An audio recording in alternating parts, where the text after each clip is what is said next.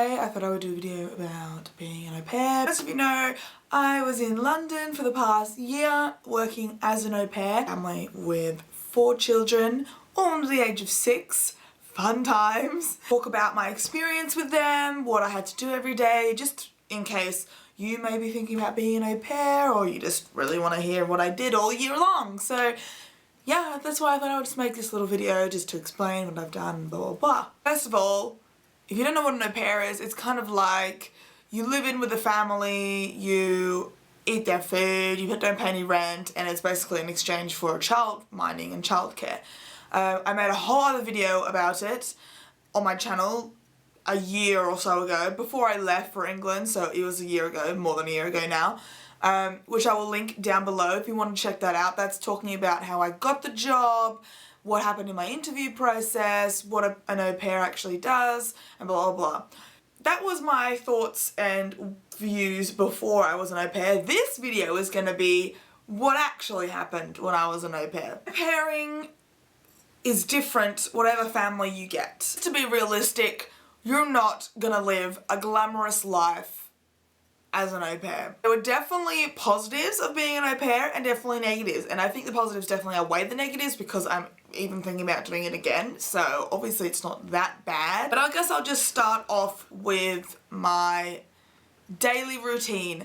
Now, this is just my experience, and I'm not saying that if you are looking to be an au pair, it is going to be like this, but for me, this is just what I went through and what a day in the life of an au pair kind of looked like, I suppose. My day usually started around 7:38. The kids were already up, their parents were up as well, and they would usually be downstairs in the kitchen getting breakfast. So I usually started around the time when we had to get ready to leave the house. So we had to get ready to go to school and nursery and etc, etc. Get up with them, go downstairs to the breakfast where they were all eating, usually, you know, help clear up some breakfast things or just finish off the breakfast with them. I would take all of them upstairs, all 4 of them, and be a big herd. We'd all go upstairs together and I would dress them. So the 2 older ones went to school, so that was very easy. It was just put their uniforms out for them and they usually would dress themselves. And the 2 younger ones, one was 1 year old, so she needed to be dressed, and the other one was 3 years old, Nicholas, and he also needed to be dressed. So I would pick their outfits for them. I would pick Nicholas's outfit and I would pick Lily's outfit and dress both of them.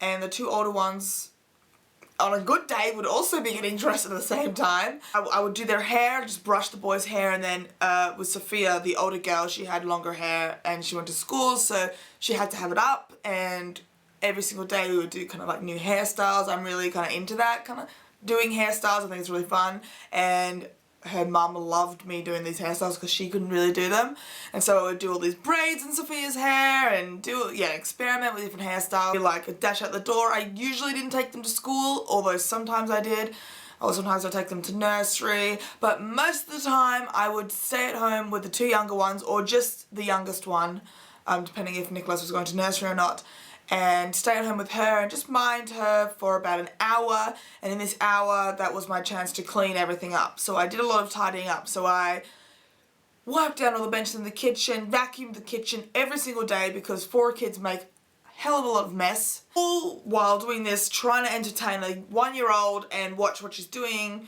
and, you know, making sure she doesn't like commit suicide or whatever because she was crazy. Tidying up and doing all that kind of stuff.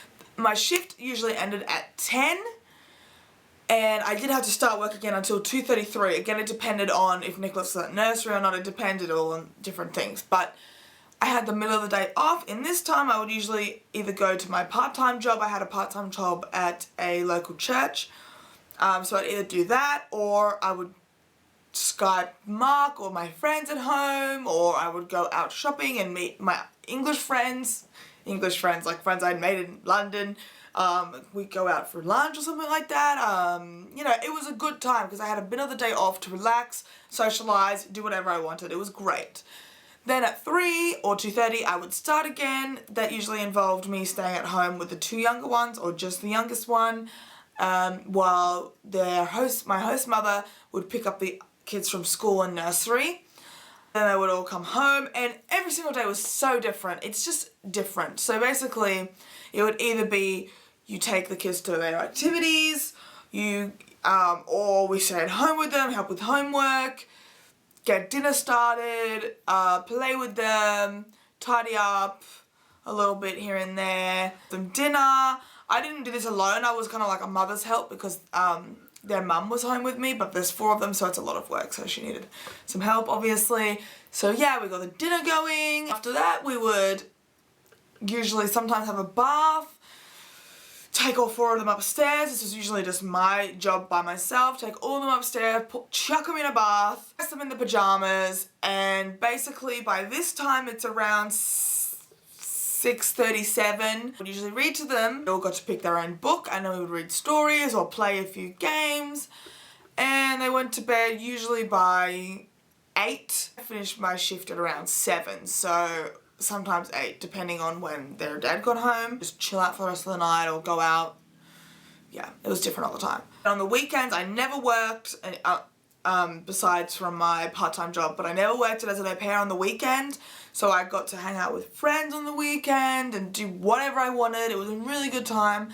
So that basically is what I did as an au pair every day for a year. I'm not gonna lie and say that it was like a jolly good old time. There were many times where I didn't want to do it anymore and I was sick and tired, and I just honestly couldn't believe how people are mothers. Again, a whole new appreciation of people that are mums, because the stuff that they go through, just not even like dealing with the kids, just the state of your house, it just like is just unbelievable. It wasn't all bad either. They were really good times. I mean, sometimes the kids were angels and they were really cuddly, and there were many, many fond memories made, and I have a lot of, you know, happy times that I remember in my head. If you want to see the kids that I was an au pair for, there's pretty much, I think there's 2 videos online of them.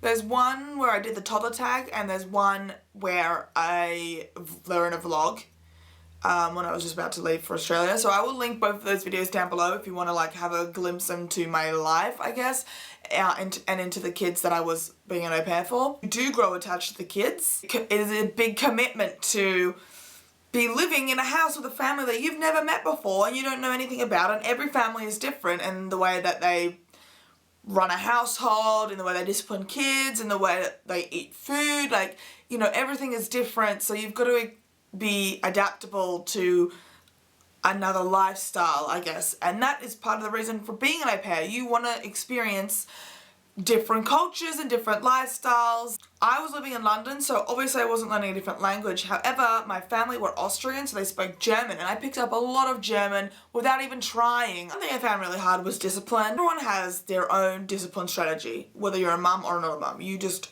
have your own instinctive way to discipline a child. My discipline way was not completely different to what my host parents did with their children, but it was different. So a lot of the ways they handled discipline, I wouldn't do. So for me, it was difficult because I didn't want to implement a whole new discipline strategy when they're being disciplined in a different way from their parents. That's just like contradicting each other. So I had to adapt their discipline strategy, which was very hard for me to implement because I just didn't think it was like being as effective as it could have been, and you know, that was hard for me. You're not gonna sleep. You're not having sleep-ins unless you're an au pair for like older children. I had 4 kids under 6. You're not gonna sleep. Like, just, I did not have a sleep-in for 1 year. 1 whole year I never slept in. Even on my days off, I would stay in bed, but you weren't asleep because all you can hear is kids screaming and crying and yelling and laughing and being noisy outside your door.